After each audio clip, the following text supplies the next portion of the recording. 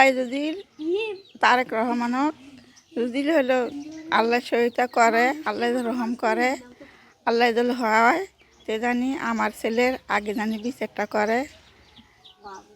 আর যোগ্যতা হলে আমার পাশে যেন থাকে। করছি, দোয়া করছি, আল্লাহ জানি করায়, আল্লাহ জানি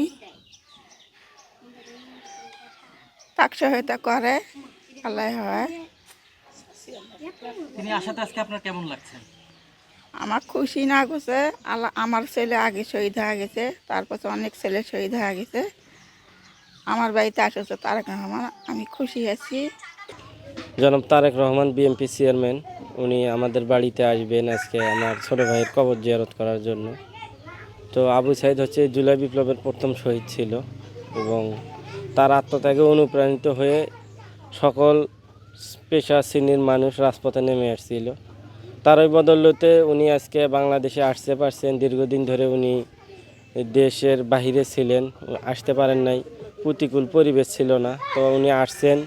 সামনে 12 তারিখে নির্বাচন হবে, আল্লাহ যদি ওনাকে সম্মানিত করে, উনি যদি দেশের প্রধানমন্ত্রী হতে পারে, ওনার কাছে আমাদের প্রত্যাশা থাকবে এই জুলাই বিপ্লবের যে শহীদদের যে স্বপ্ন ছিল বৈষম্যহীন বাংলাদেশ, এই বৈষম্যহীন বাংলাদেশ গড়ার জন্য তিনি যেন কাজ করেন এবং আমাদের এই উত্তর অঞ্চলটা সবসময় অবহেলিত থাকে, এই উত্তর অঞ্চলের উন্নয়নের জন্য যেন কাজ করেন এবং আমাদের পীরগঞ্জের মানুষের অনেক কর্মসংস্থানের অভাব আছে, নাই এইদিকে কোনো শিল্প কারখানা নাই।